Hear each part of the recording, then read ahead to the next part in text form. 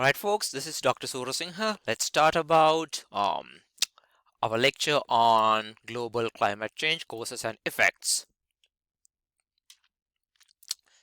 So, first, let's actually start to get a hang about the the structure of the atmosphere. We might have covered this very briefly earlier on, but let's dig a little deeper into that. So, atmosphere is comprised of these layers, right? Troposphere, stratosphere, mesosphere, and thermosphere. The lowest one being the troposphere. Troposphere is immediately adjacent to the Earth's surface. That is actually where most of the organisms are found. Most of the biological activities takes place within the troposphere. And then the depth of the troposphere is about 18 kilometers over the equator, about 8 kilometers over the poles. So in other words, the thickness of the troposphere is actually not even across the entire planet's surface. Thicker towards the equator, thinner towards the poles. And within troposphere, the air current movements redistribute heat and moisture. Tropopause is actually the boundary that limits the movement of these air currents between the troposphere and the stratosphere, right? So and actually at this particular boundary, at the tropopause, the air is actually significantly colder. The atmospheric temperature is extremely lower, minus 60 degrees Celsius.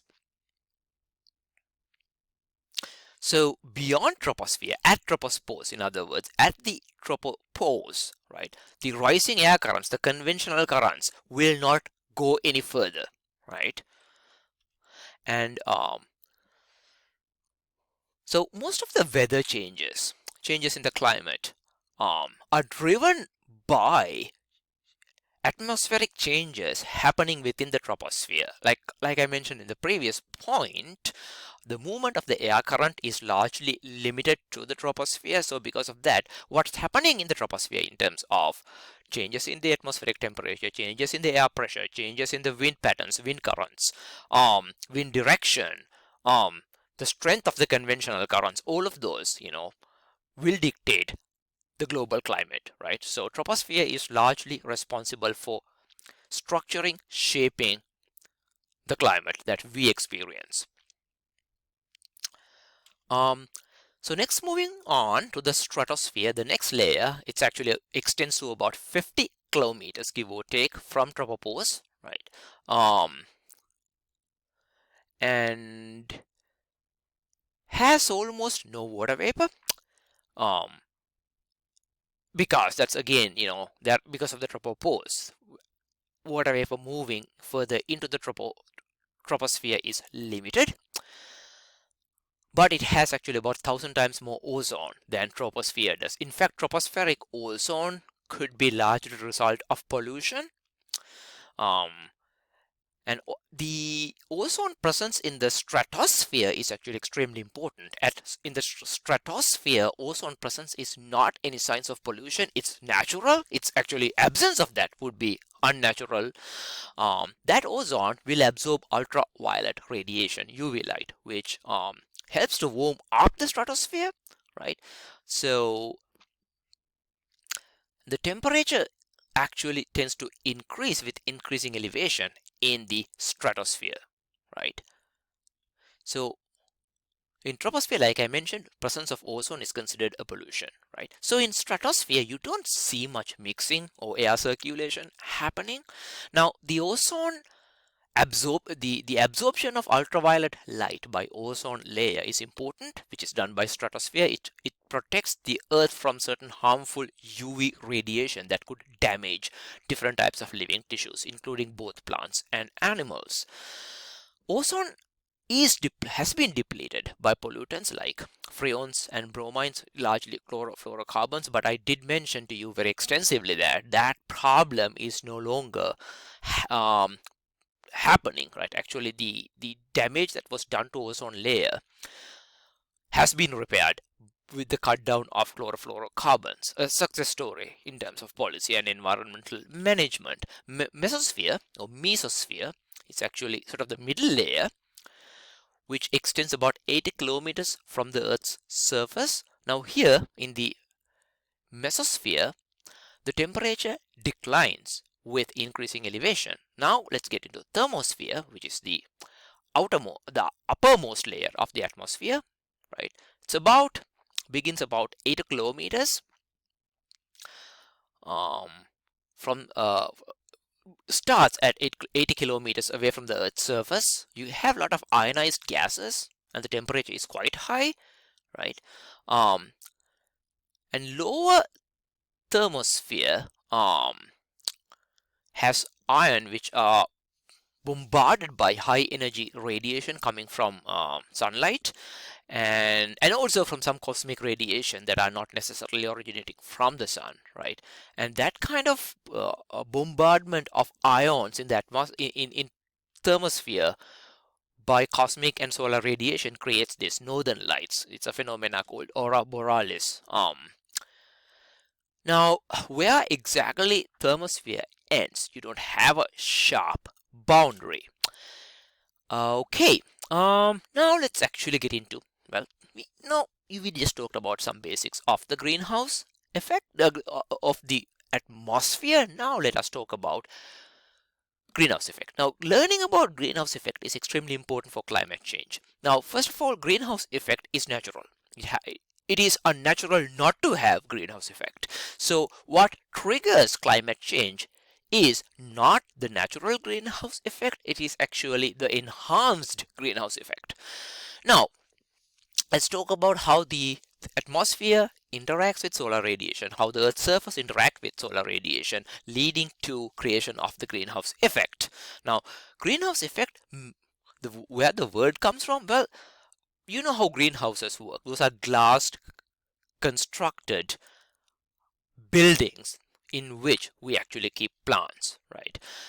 Now, the idea of that is the glass construction, the glass perimeter of greenhouses help retain heat, right, in a favorable level that enhances seasonal plant growth, right? Well, there are certain plants even inside the greenhouse that may become dormant because genetically they're programmed to shut down on a molecular clock. But many plant species, especially tropical plants, you can keep them inside a greenhouse, although the greenhouse is located in a temperate country, right?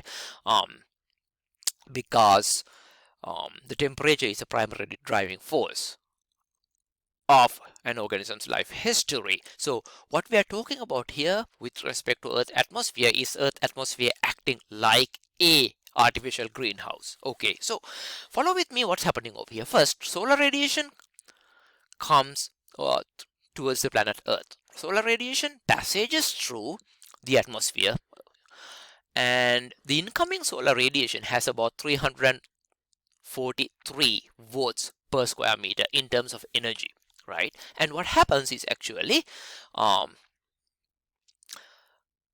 portion of that incoming energy can be absorbed by the atmosphere, right?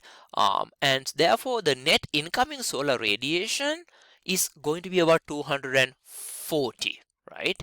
The reason, and then again, a portion of the incoming solar radiation that entered the atmosphere is actually either reflected by the atmosphere, particularly by the clouds, right? And another portion could be actually absorbed by the upper layers of the atmosphere. So the actual solar radiation that enters the lower levels of the atmosphere is going to be about 240, right?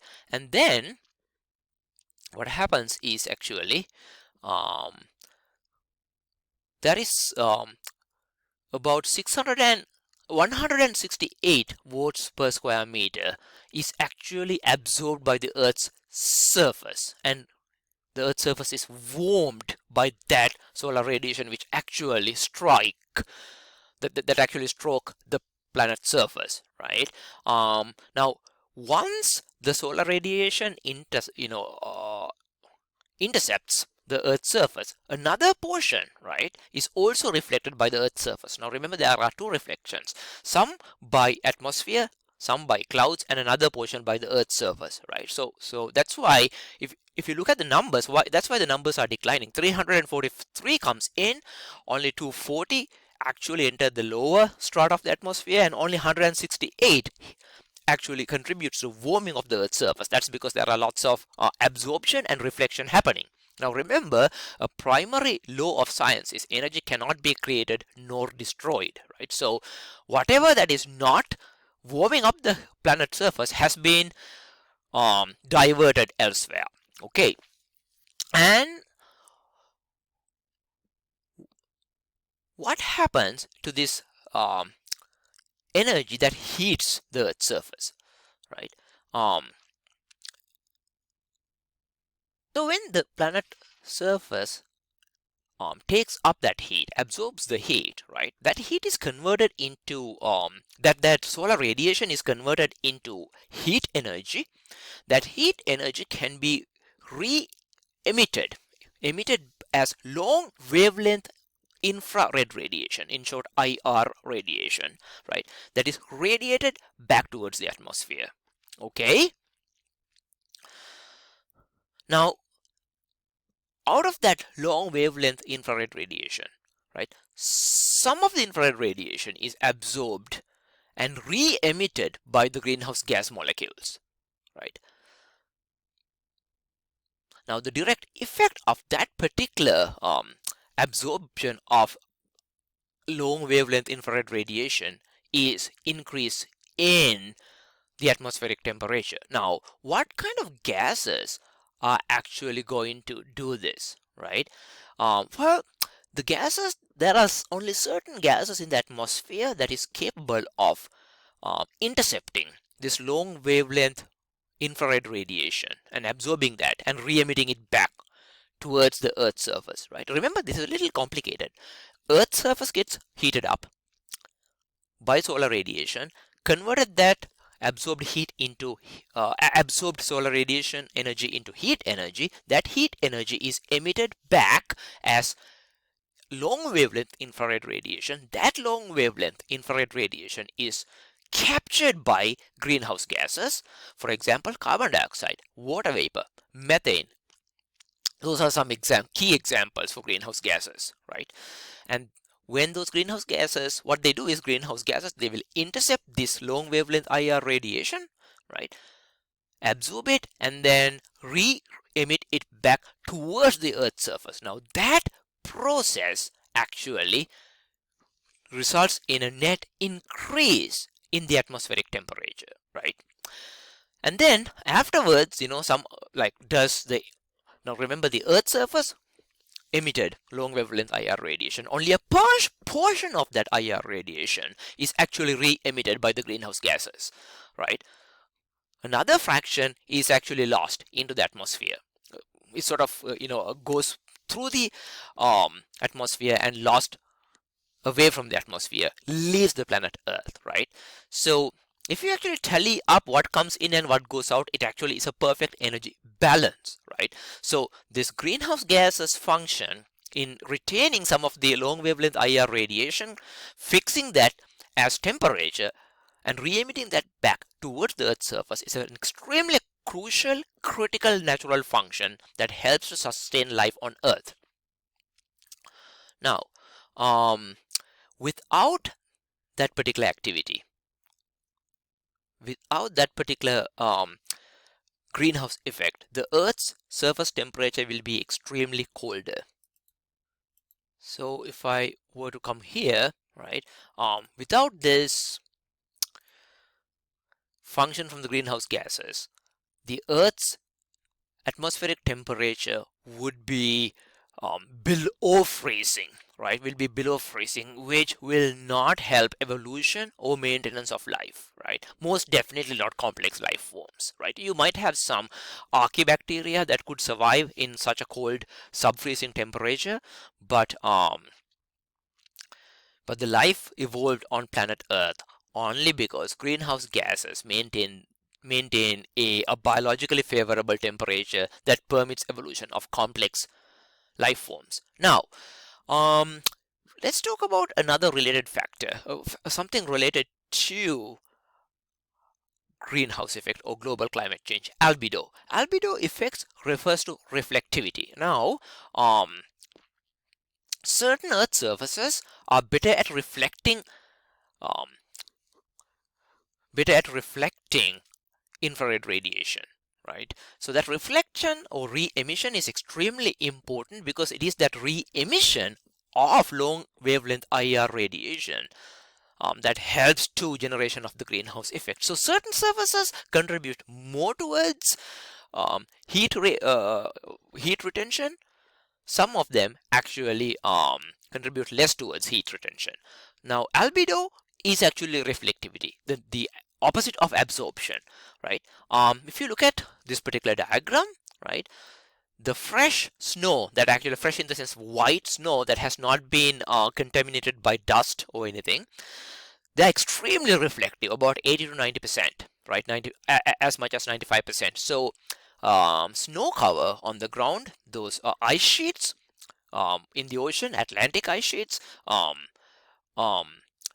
North Pole ice sheets, those are extremely important to mitigate heat retention because they reflect a lot of heat, straight up reflects it, right? It does not allow the heat to if it is reflected as it is, it will not contribute to warming of the Earth's surface. If it is not contributing to warming of the Earth's surface, it will not generate long wavelength IR radiation that will be trapped by greenhouse gases, right? So extensive cover of ice and snow will actually minimize the heating of the Earth's surface.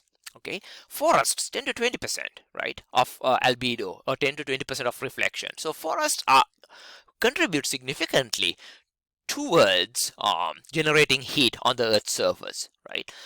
Crops and grasslands also have a very similar reflectivity, right? Lower reflectivity, higher heat retention. Grasses slightly higher in terms of reflection, right? In terms of albedo, about 25 to 30%, right?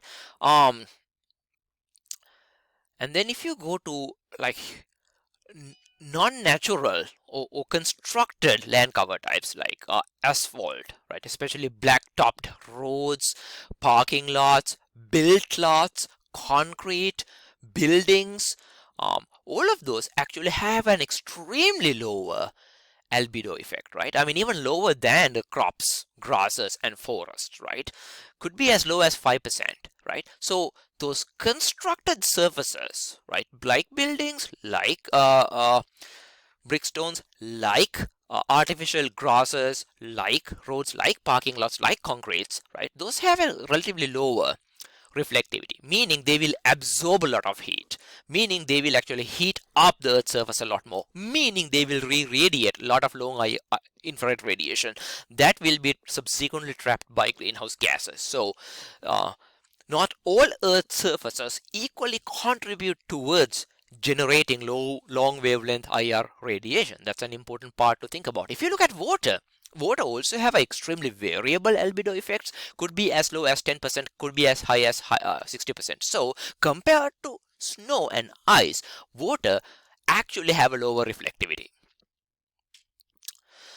right? So snow has the greatest reflectivity, contributes the least towards heating of the Earth's surface, right?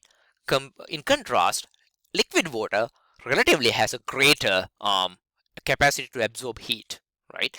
And then again, human constructed landscapes, right? Anthropocentric landscapes, anthropocentric land cover types are lower in reflectivity, meaning they are greater in heat retention or absorbing solar radiation. Okay, so now think about this particular, variable reflectivity. Okay, so so because of this variable reflectivity, a positive feedback loop can be expected with decreasing snow cover, right? So increased atmospheric temperature, global warming, right, will lead to melting snow. That's understandable, right? Higher the temperature, more snow melts, more ice melts, right? More glaciers melt, right? So ice, snow, glaciers collectively have the greatest known albedo, lowest possible heat retention, right? So if you lose that albedo surface and expose underlying soil, underlying rocks or whatnot, right, it will actually increase the heat absorptions, conversion of the solar radiation into a long wavelength IR that will be trapped by greenhouse gases. So this disappearing ice, snow and glacier cover, as well as increasing anthropogenic land cover, increasing urbanization, will actually create more um,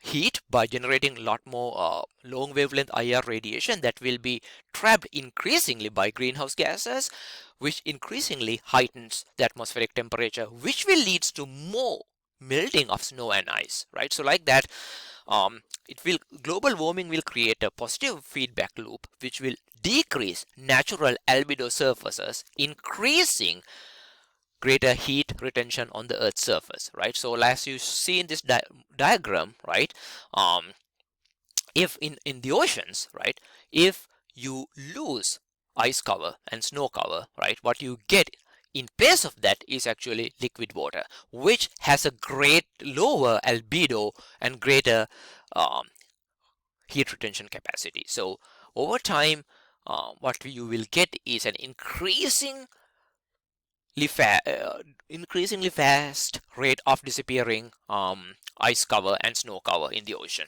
right? So that's an important part to know. Well, with that, we will finish this particular very early intro lecture into global warming. Enjoy the rest of the lecture.